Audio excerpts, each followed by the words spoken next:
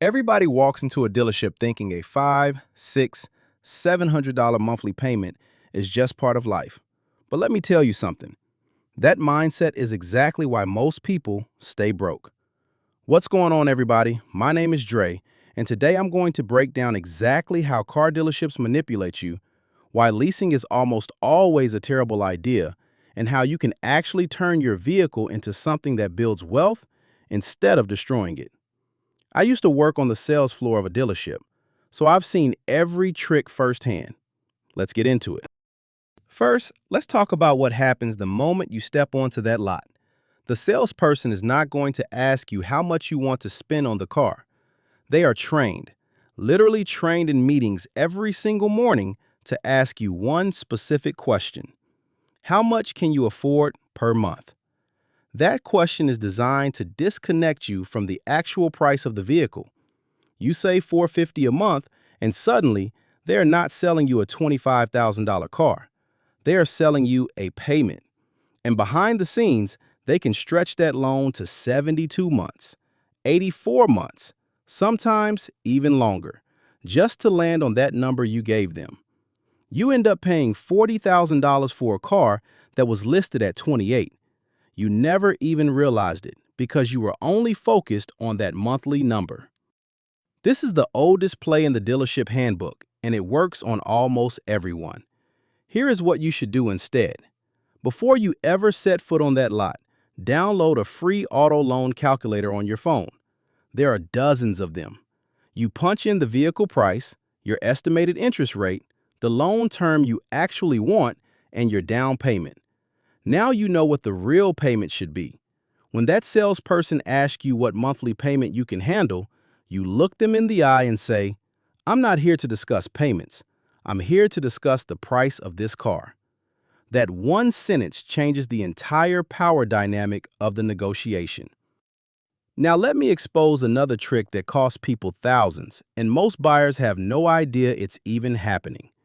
When the dealership pulls your credit and sends it to their lending partners, they get back what's called a buy rate. That's the actual interest rate you qualified for.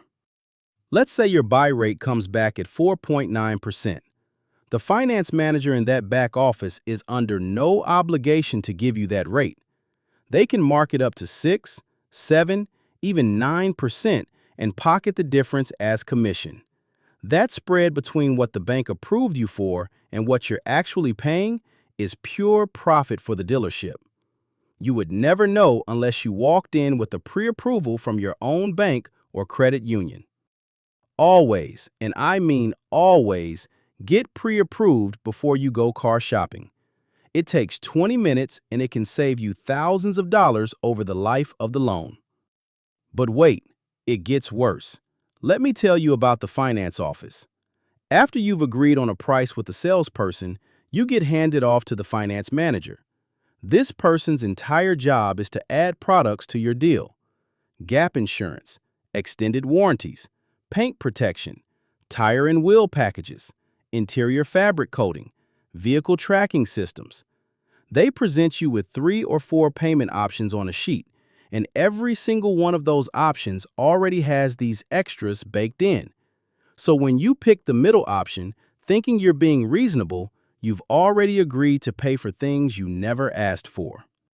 I've seen deals where the add-ons totaled more than $5,000 and the buyer had no clue because it was all buried inside the monthly payment. When they show you that payment sheet, pull out your calculator app and do the math yourself. If their number doesn't match yours, you know exactly where the padding is. Now let's talk about leasing, because a lot of people think leasing is the smart move. They say things like, "I get a new car every 3 years," or "My payment is lower than financing." But here is the reality. Leasing is renting. You are paying for the depreciation of that vehicle. You are restricted on how many miles you can drive, and at the end of the term, you hand the keys back and have absolutely nothing to show for it. It is a permanent car payment with no equity at the end. And when you return that lease, they inspect every square inch of that vehicle.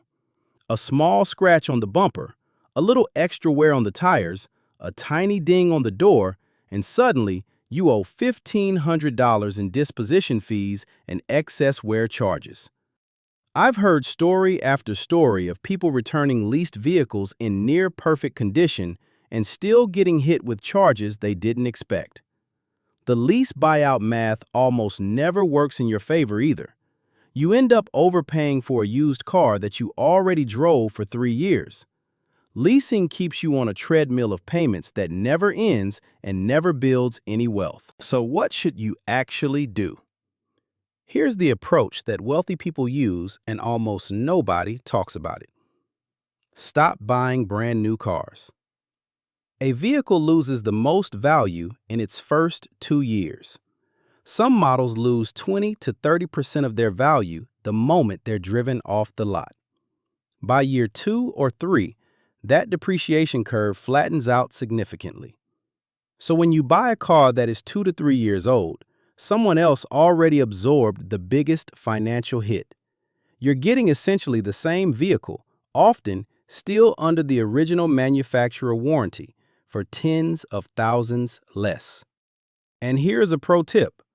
Buy that used car from the same brand's dealership. If you want a Honda, buy it from a Honda dealer. If you want a Toyota, buy it from a Toyota dealer. The reason is simple. That brand's dealership can offer you a certified pre-owned vehicle, which means it has been inspected to meet the manufacturer's standards and comes with an extended warranty. You also get access to that manufacturer's financing, which almost always offers lower interest rates than a third-party dealer selling the same car. Buying a Honda from a Chevrolet lot means you lose access to all of those benefits. Now here is where things get really interesting. If you have a business, or if you're thinking about starting one, you should seriously consider purchasing your next vehicle in your business's name. When a car is titled to your business, the loan payment interest, the maintenance costs, the fuel, the insurance, and the depreciation of the vehicle can all potentially become tax-deductible business expenses. That means the government is essentially subsidizing part of your car payment.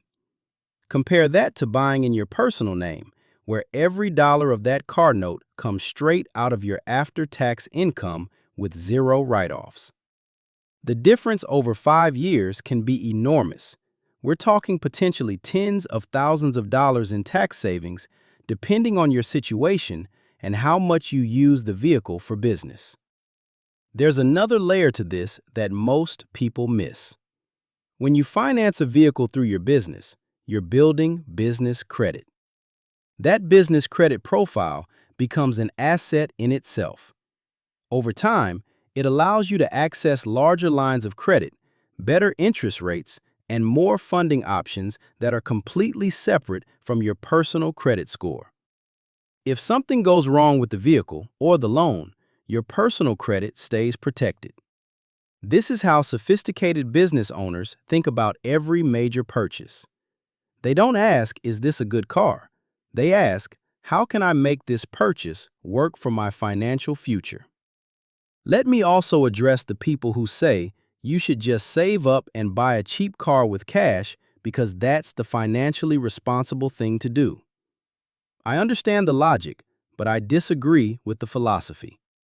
You work hard for your money. You deserve to drive something that you actually enjoy. The goal isn't to live the smallest life possible and deprive yourself of everything.